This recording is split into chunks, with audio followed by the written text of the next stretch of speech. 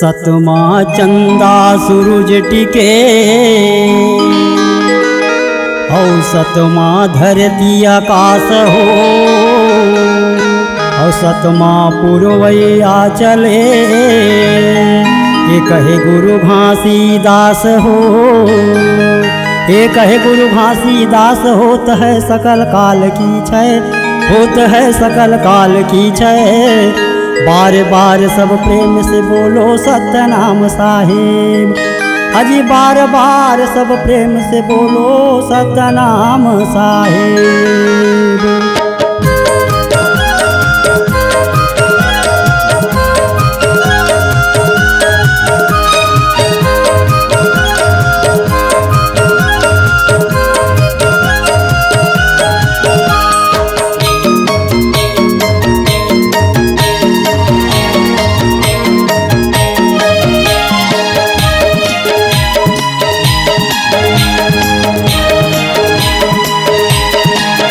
सतनाम के बिना हो गुरु नाम के बिना सतनाम के बिना हो गुरु नाम के बिना पूरे जन्म माया बिरथा जाहिगा सतनाम के बिना हंसा भटका काहिना गुरु नाम के बिना सतनाम के बिना हो गुरु नाम के बिना सतनाम के बिना हो गुरु नाम के बिना पूरे जन्म माया बिरथा जाहिगा सतनाम के बिना हंसा भटका काहिना गुरु नाम के बिना।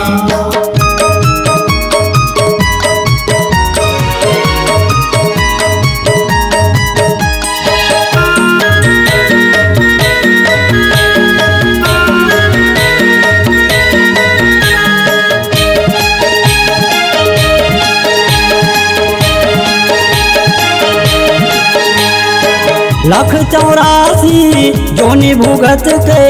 मानुष तन ला पाए हीरा रतन ये जन्म ला भैया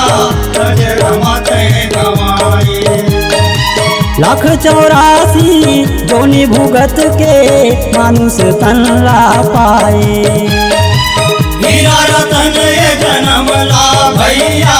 रजरमा तय गवाए तोरे करनी के गा तोरे करम के नाम तोरे करनी के गा तोरे करम के नाम वहाँ जाबे ता हिसाब लगाही गा ये ध्यान धरना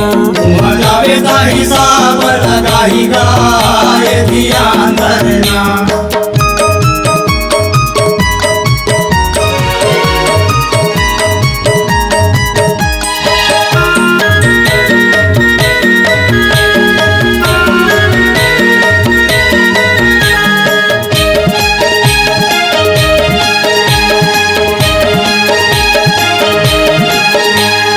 धन दौलत तोर कुटुम कबीला